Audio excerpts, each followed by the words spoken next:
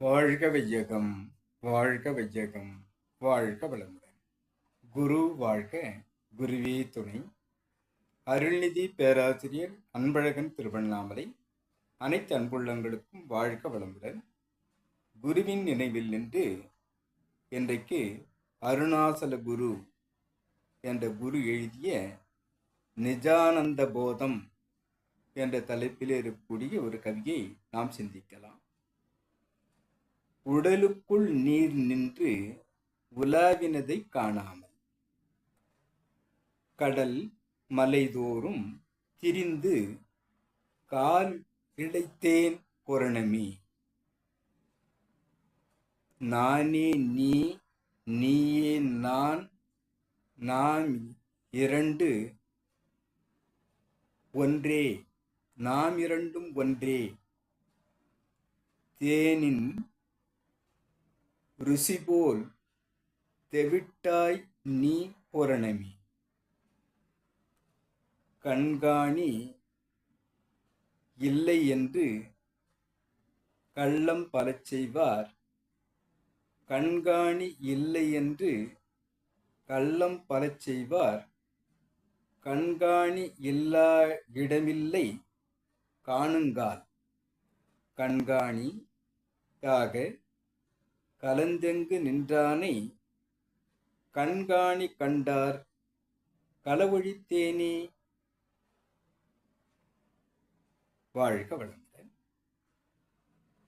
இந்த உடலுக்குள் தான் இறைவன் உறைந்திருக்கிறான் என்பதை காணாமல் கடல், மலை இவைகளை இறைவன் இருப்பார் என்று திரிந்து கால் இழைத்தேன் பூரணமே. பூரணமான அந்த இறைவனை தேடி கால் எனக்கு இழைத்து போனது.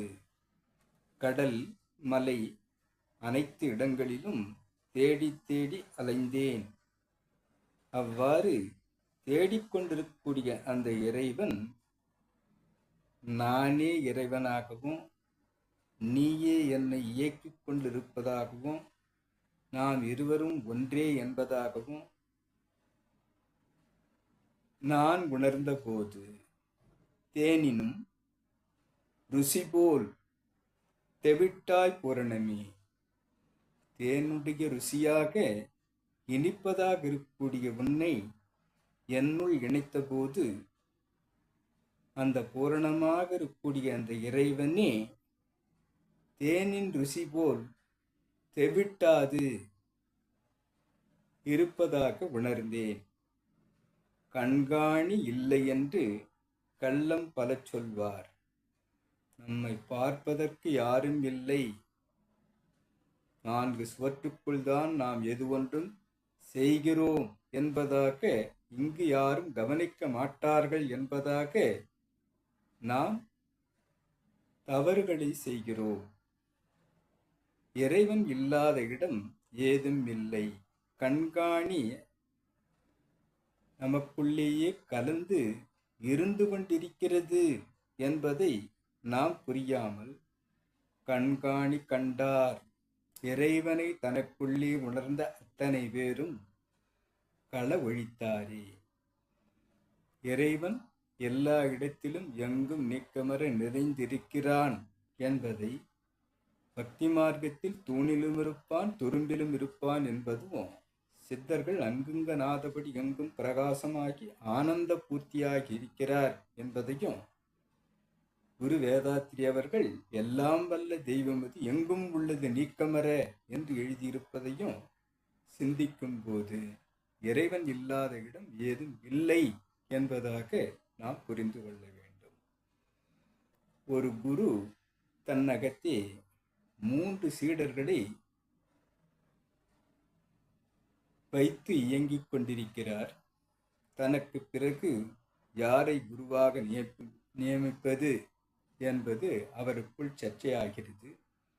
அதற்கு ஒரு தேர்வு செய்துவிடலாம் என்று எத்தனிக்கும் போது மூவரையும் அழைத்து 3 தட்டுகள் எடுத்து ஒவ்வொரு தட்டிலும் ஒவ்வொரு மாம்பழத்தை வைத்து, இந்த பழத்தை யாருக்கும் தெரியாமல் நீங்கள் சாப்பிட்டு விட வேண்டும் என்று தட்டில் பழத்தை வைத்து ஒவ்வொருவராக அழைத்து கொடுக்கிறார். அவ்வாறு கொடுக்கும்போது மூவரும் வாங்கிச் சென்று கொஞ்ச நேரம் பொறுத்து ஒருவர் வந்து, நான் உங்களுக்கு பின்னாலேயே இருந்து யாருக்கும் தெரியாமல் சாப்பிட்டு விட்டேன் என்று தட்டை வைக்கிறார். இன்னொரு சீடர், நான் அறைக்குள் சென்று தாழிட்டு கொண்டு சாப்பிட்டு விட்டு வந்துவிட்டேன் என்று தட்டை கொடுக்கிறார். இன்னொரு சீடர் வரவே இல்லை. குரு ஏன் இவ்வளவு நாழி ஆகிறது என்று சிந்தித்த போது அந்த சீடர் பழம் சாப்பிடவில்லை. தட்டோடு பழத்தை குருவிடம் வாபஸ் செய்கிறார். எனக்கு தெரியாமல் இந்த பழத்தை என்னால் சாப்பிட முடியாது என்பதை குருவிடம் தெரிவிக்கிறார். அப்பொழுது குரு அந்த சீடரை தேர்வு செய்கிறார். நமக்கு தெரியாமல் நாம் சாப்பிட முடியாது என்பதை கூறிய சீடர் குருவாகிறார். அப்பொழுது குரு அவர்கள் இந்த பாடத்தை அவர்களுக்கு விளக்குகிறார்.